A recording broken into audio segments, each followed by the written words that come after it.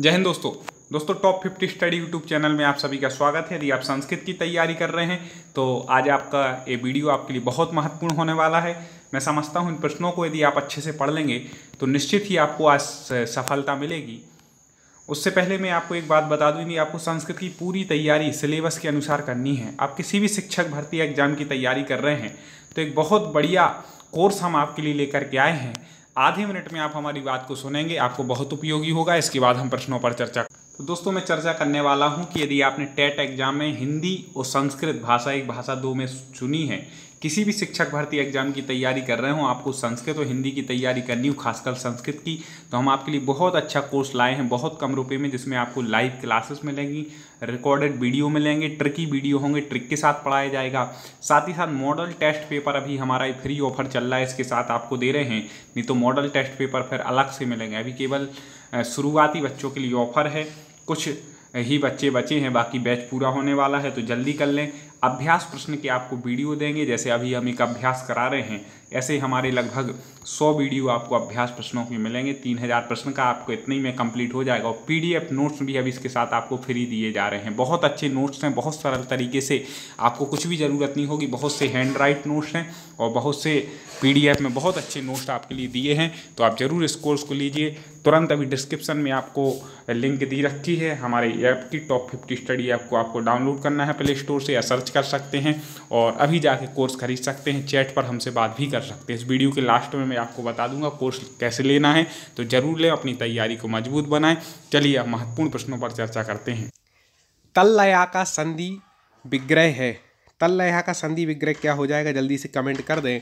तो तल्लया में आपको बता दें कि यहाँ पर व्यंजन संधि है। हमने संधि पूरी ट्रिक से पढ़ाई है, प्ले लिस्ट में जाके देख सकते हैं।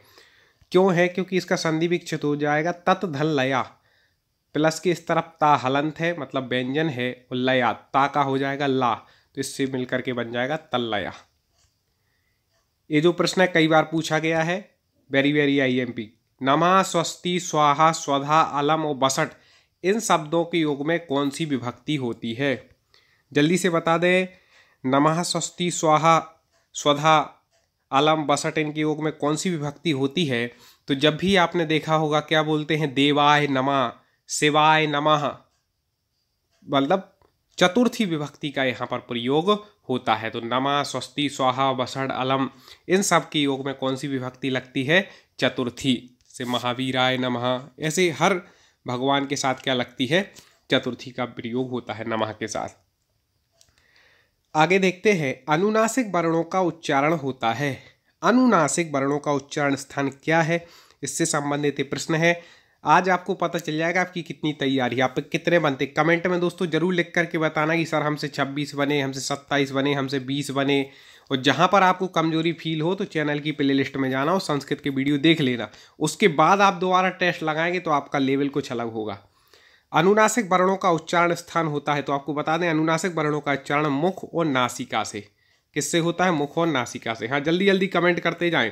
कुछ मित्र बहुत अच्छे कमेंट में उत्तर देते हैं, उनकी तैयारी देख करके बड़ी खुशी होती है। अहिंसा परमो धर्मः, यह वाक्य लिखा गया है, कहाँ से लिया गया है? सॉरी, लिया गया है। कहाँ से लिया गया है? अहिंसा परमो धर्म, यह वाक्य। हाँ जी, कौन पहले कमेंट में उत्तर बताता है सही? हाँ बिल्कुल, जल्दी से बता दीजिए। तो यह वाक्य जो है वह लिया गया है महाभारत से। कहाँ से लिया गया है? महाभारत से यह वाक्य लिया गया है। और वास्तव में ये बिल्कुल सत्य है कि जहाँ पर अहिंसा है, करुणा, दया है, वही परम धर्म है। इसके अलावा हिंसा में कोई धर्म नहीं है। स्त्रीलिंग मातृ शब्द का द्वितीय विभक्ति बहुवचन रूप है। शब्द रूप संबंधी आ गए हैं। स्त्रीलिंग में मातृ शब्द की द्वितीय विभक्ति बहुवचन में क्या रूप बनता है? जल्दी से रूप लगा लीजिए दोस्तों। ये सब जितने क्वेश्चन हैं इन सबको हम विस्तार से ट्रिक के साथ पढ़ा चुके हैं। आप तो वैसे तो आप हमारे सब्सक्राइबर होंगे ही, उम्मीद है, क्योंकि आप यदि संस्कृत की तैयारी कर रहे हो तो हमारे चैनल तो आपको बेस्ट लगेगा, क्योंकि इतनी मेहनत करके हम आप तक वीडियो लाते हैं। तो आप सब्सक्राइब तो कर ही लिया होगा, इस वीडियो को लाइक और करना और प्ले लिस्ट में जा करके शब्द रूप इत्यादि देख लेना। तो हाँ बिल्कुल सही कमेंट में उत्तर दे रहे हैं। इसका उत्तर हो जाएगा मातृ ही। क्या बनेगा? मातृ ही। आगे, अस्मद सर्वनाम का षष्ठी विभक्ति बहुवचन रूप है। अस्मद, ठीक है, अस्मद उस्मद के रूप बहुत जरूरी होते हैं संस्कृत में। ये सर्वनाम के रूप है तो षष्ठी विभक्ति बहुवचन में बनता है, इसमें अस्माकम। क्या बनता है? अस्माकम। भवितुम में धातु है। भवितुम में धातु बताना है आपको, कौन सी धातु यहाँ पर प्रयुक्त होती है। धातु मतलब हिंदी में जिसको अपन क्रिया बोलते हैं उसको संस्कृत में धातु बोलते हैं। तो भवितुम में भू धातु से तुमुन प्रत्यय लग करके भवितुम बना है। ठीक है, तो भू धातु है, भू का हो जाता है भव। ठीक है, इस प्रकार से।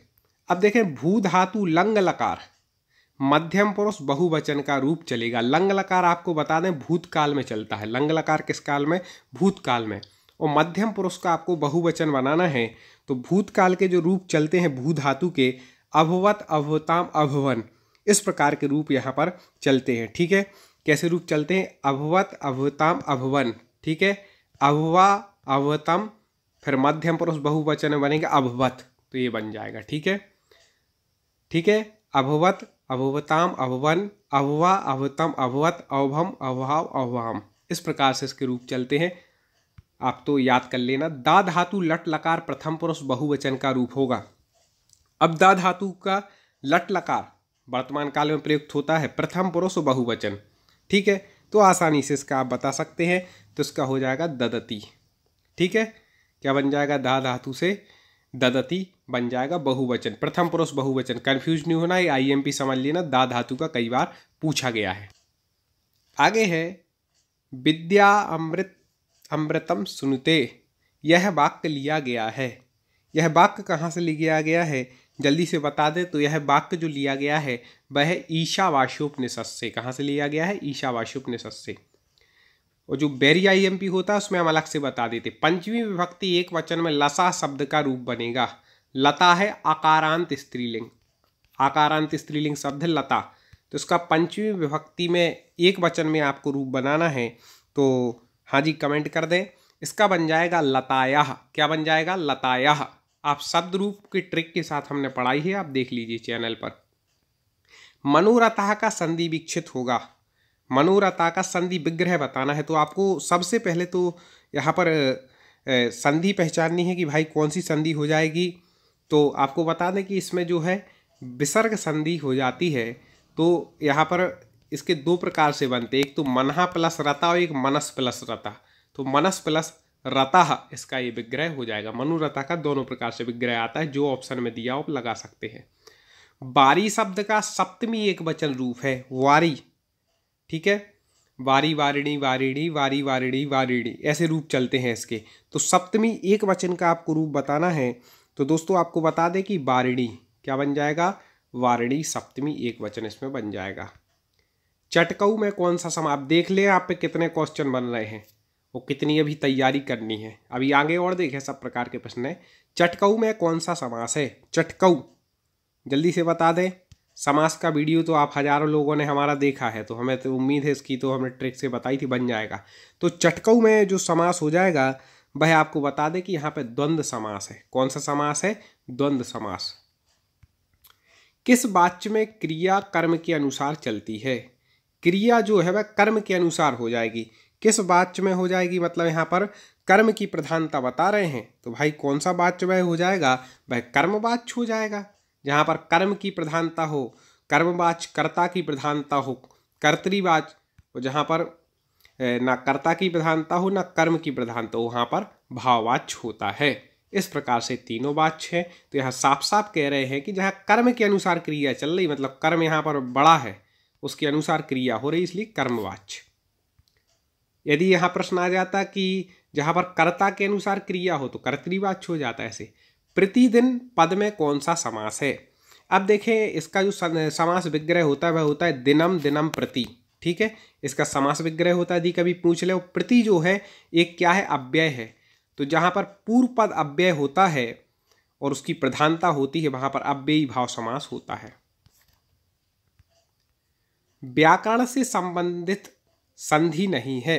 व्याकरण से संबंधित संधि नहीं है तो आप सबको पता है कि संधि के मुख्य रूप से यहाँ पे तीन भेद होते हैं, स्वर संधि, व्यंजन संधि, विसर्ग संधि। तो मुख्य संधि संधि नहीं है।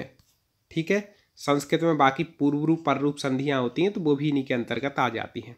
पठिता में धातु प्रत्यय है। पठितः में कौन सी धातु है, कौन सा प्रत्यय लगा है। हाँ जी, कमेंट करें।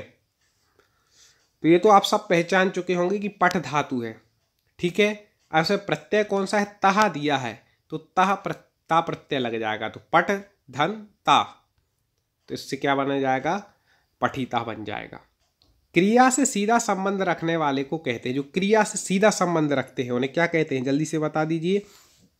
तो क्रिया से जो सीधा संबंध रखते हैं वह कहलाते हैं, आपको बता दें, हाँ जी, कारक कहलाते हैं। वो कौन कहलाते हैं, कारक।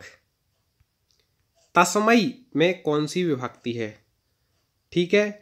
तो तत् जो शब्द के रूप होते हैं उसके अनुसार यहाँ पर पूछा गया है। तस्मै में कौन सी विभक्ति हो जाएगी, जल्दी से बता दीजिए। तस्मै, हाँ जी, कौन देगा पहले उत्तर, हाँ, तो तस्मै बिल्कुल सही, चतुर्थी विभक्ति होती है। सुतेरिवार्थम स्मृतिर गच्छत प्रस्तुत श्लोकांश उद्धृत है, कहाँ से लिया गया, तो कठिन हो गया, कुछ कठिन लेवल के ही प्रश्न आ जाते हैं। कई बार सिलेबस के आउट भी 1-2 प्रश्न आ जाते हैं, तो वहाँ लड़ नहीं सकते, अब वहाँ उत्तर देना पड़ेगा साहब। तो जल्दी से बता दें। तो युक्ति से संबंधित एक आध प्रश्न तो फंस ही जाता है हिंदी संस्कृत व्याकरण में। तो आपको ये बता दें, रघुवंश महाकाव्य से लिया गया है, और रघुवंश महाकाव्य किनकी रचना है, तो वह कालिदास जी की रचना है, ठीक है। अच संधि किसे कहते हैं, तो आपको बता दें कि जब अच नाम आ जाए, अच संधि आ जाए, तो हिंदी में उसको समझना हो तो आप समझ लेना स्वर संधि, और जहाँ पर हल संधि आ जाए तो हिंदी में समझ लेना व्यंजन संधि, ठीक है। स्वर संधि को संस्कृत में अच संधि कहते हैं, व्यंजन संधि को हल संधि कहते हैं। तो अब कह रहे हैं अच संधि किसे कहते हैं, तो आपको अपने आप उत्तर मिल गया कि स्वर संधि को, हल किसे कहते हैं, व्यंजन को। ऐसे आगे देखें, बहुत महत्वपूर्ण प्रश्न आ रहा है, चोर भयम में समास है। तो आपको बता दें, चोरात भयम है, आपको ये पंचमी विभक्ति का सबसे फेमस उदाहरण है, ठीक है। चोर भयम, इसका विक्षित करेंगे तो हो जाता है चोरात भयम। अब पंचमी आ गया तो पंचमी तत्पुरुष यहाँ पर हो जाएगा, तत्पुरुष हो जाएगा, और विस्तार से पूछा जाएगा तो पंचमी तत्पुरुष हो जाएगा। दोस्तों लाइक कर दें जरूर यदि प्रश्न अच्छे लग रहे हो तो। आगे, कौन सा वाक्य शुद्ध है, अभी वाक्य शुद्धि अनुवाद से संबंधित प्रश्न है, तो कौन सा वाक्य शुद्ध है, जल्दी से बता दें। तो इनमें से जो वाक्य यहाँ पर दिए हैं इनमें हो जाएगा मह्यम ना रोचते मोदकम, चतुर्थी विभक्ति आती है, रुच्यार्थक जो धातुएं होती हैं उसमें, तो मह्यम क्या हो जाएगा, चतुर्थी, तो मह्यम ना रोचते मोदकम, मुझे लड्डू अच्छे नहीं लगते हैं, ठीक है। इस प्रकार से यहाँ पर हो जाएगा। अस्वात रामः आपतत, इस वाक्य में आए अस्वात पद में कौन सी विभक्ति है, जल्दी से बता दें। अस्वात रामः आपतत, इसमें जो अस्वात शब्द आया इसमें कौन सी विभक्ति है, तो इसमें जो विभक्ति है वह हो जाएगी पंचमी, क्योंकि पत अलग होने के अर्थ में हो रहा है आपतत, अश्व से, और ता भी है, तो जैसे होता है ना रामात, ठीक है, राम शब्द के हमने शब्द रूप पढ़ा है ना, तो ऐसे ही हो जाएगा अश्व के अस्वात, ऐसा बन जाएगा पंचमी एक वचन में। उपगंगम में समास है, समास तो बहुत अच्छे ट्रिक के साथ पढ़ाया है, प्ले लिस्ट है ना जो हमारी संस्कृत व्याकरण ट्रिक, उसमें सबसे पहला वीडियो यही है, देख लीजिएगा जरूर से, रिकमेंड कर रहा हूँ मैं। उपगंगम मतलब गंगायाः समीपम, ठीक है, इसका क्या हो जाएगा, विच्छेद हो जाएगा, गंगायाः समीपम। अब उप क्या है, एक अव्यय है, तो पूर्व पद जहाँ पर अव्यय होता है वहाँ पर कौन सा समास होता है, जल्दी से अब आप ही लोग लगा लीजिए, कौन सा होता है, अव्ययी भाव समास होता है, ठीक है। इस प्रकार से, और नदी भी सूत्र से याद रखिएगा, नदी शब्द कोई आ जाए, जैसे आ जाए मान लो इसी की जगह आ जाता है, एक बहुत ज़रूरी बात बता रहे, यदि यहाँ लिखा होता पंचगंगम, पंचगंगम लिखा होता तो आप कौन सा समास लगा करके आते, बताइए। पंचगंगम कमेंट में कर दें, कौन सा लगा करके आते। अधिकतर मित्र जिनने अच्छे से नहीं पढ़ा वो इसमें दिगु समास लगाते, वो देखते भाई कि यहाँ पर पंच लिखा है 5, पहला पद क्या है, संख्यावाची है, तो दिगु नहीं भैया, ये गलती मत करना। जब भी नदी शब्द, गंगा यमुना इत्यादि नदी शब्द आ जाए तो वहाँ पर हमेशा अव्ययी भाव समास हो जाएगा, चाहे द्वि यमुनम लिखा हो, चाहे पंचगंगम लिखा हो, कुछ भी लिखा हो, यदि नदी से संबंधित है तो अव्ययी भाव समास ही आता है। नदी भी इसका सूत्र है, याद रखिएगा। खादिता में धातु है, आसानी से पहचान जाएंगे खादिता में कौन सी धातु है, तो खादिता में जो है वह खाद धातु का प्रयोग हुआ है, ठीक है। जटाभि तापसा से विभक्ति का विधायक सूत्र है।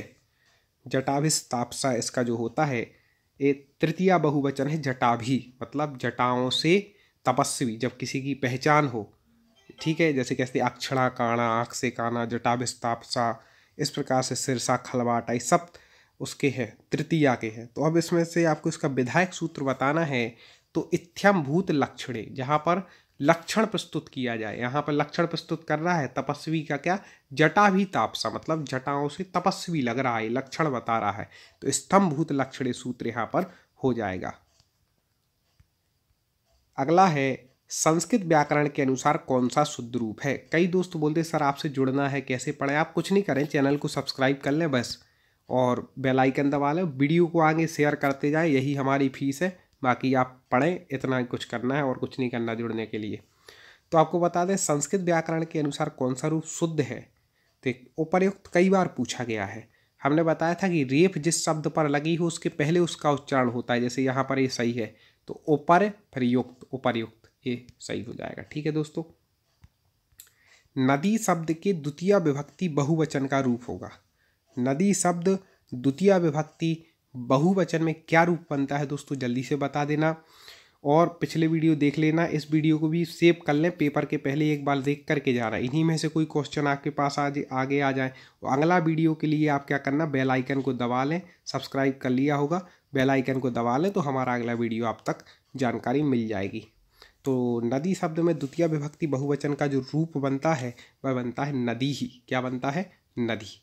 दोस्तों चूकना नहीं है, मैं बता रहा हूं आपको क्या करना है कोर्स लेने के लिए। या ऐप पर भी बहुत सारे फ्री मटेरियल भी हैं, आप अभी कोर्स नहीं लेना चाहते हैं तो उनसे पढ़ें, लेकिन मेरा निवेदन होगा पढ़ाई जरूर करें। अभी ऐप आपको डाउनलोड कर लेना है, डिस्क्रिप्शन में मैंने लिंक दी रखी है, या प्ले स्टोर पर जाकर के आपको सर्च करना है टॉप 50 स्टडी, इस प्रकार का आइकन हमारे आपको दिख जाएगा।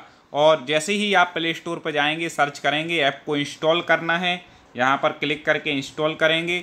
और फिर उसके बाद आपको क्या करना है, तो आपको साइन अप करने के लिए सबसे पहले अपना मोबाइल नंबर डालना होगा। मेरा निवेदन होगा जिस मोबाइल से आप पढ़ना चाहते हैं वही मोबाइल नंबर इसमें डालिएगा, रजिस्ट्रेशन कीजिएगा। जैसे ही आप मोबाइल नंबर डालेंगे तो आपको मैसेज में एक OTP आएगा, और OTP को जैसे ही आप वेरीफाई OTP करेंगे तो उसके बाद आपके लिए इस प्रकार का ऐप हमारा खुल के आएगा। 4 चीज़ें रहेंगी इसमें। यदि आपको हमसे कोई क्वेश्चन पूछना है, किसी भी प्रकार की आपको बात करनी है कोर्स से संबंधित, चैट सेशन में जाकर के आप हमसे बात कर सकते हैं। आपका कोई डाउट है वो क्लियर कर सकते हैं।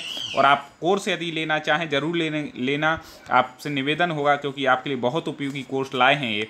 तो स्टोर पर आपको जाना है, और स्टोर पर आप जैसे ही जाएंगे तो आपके लिए कोर्स मिलेगा, TET Hindi plus Sanskrit course. उस पर आप क्लिक करेंगे और पेमेंट करेंगे तो आपके लिए कोर्स उपलब्ध हो जाएगा। इस प्रकार का हमारा कोर्स है, ऑनलाइन पेमेंट करना है। कोई दिक्कत आती है तो चैट बॉक्स में जा कर के आप देख सकते हैं। इस कोर्स में पहले ही बता चुका हूं कि आपने यदि किसी भी शिक्षक भर्ती में हिंदी और संस्कृत विषय चुना है, चाहे वह भाषा 1-2 में चुना हो या अन्य रूप में, तो आपको पूरा कोर्स यहाँ पर संपूर्ण मिलेगा। एक ही कोर्स खरीदना है हर एग्जाम के लिए। आप 3 भी एग्जाम की तैयारी कर रहे हैं शिक्षक भर्ती के लिए, तो एक ही ये कोर्स आपके लिए उपयोगी है। इसमें live classes, recorded video, model test paper, अभ्यास प्रश्न, PDF नोट्स, ये पाँचों चीज़ें केवल 399 रुपये मिल रही हैं। इसके बाद केवल आपको कोर्स इतने प्राइज में मिलेगा, ये सब चीज़ें चूक जाएंगी, इसलिए अभी चूके ना। तुरंत अभी बिल्कुल इस वीडियो के तुरंत बाद आप जाएं, ऐप डाउनलोड करें, ना किया हो और कर लिया हो तो जा कर के ज़रूर आप ख़रीदें। आपको कोई प्रश्न हो तो इसी वीडियो के आप कमेंट में लिख दीजिए। और दोस्तों मुझे उम्मीद है आप हमारा कोर्स लेंगे, मेहनत करेंगे, इस बार ज़रूर आप सफलता प्राप्त करेंगे और एक अच्छे शिक्षक बनेंगे। मेरी शुभकामनाएँ। जय हिंद।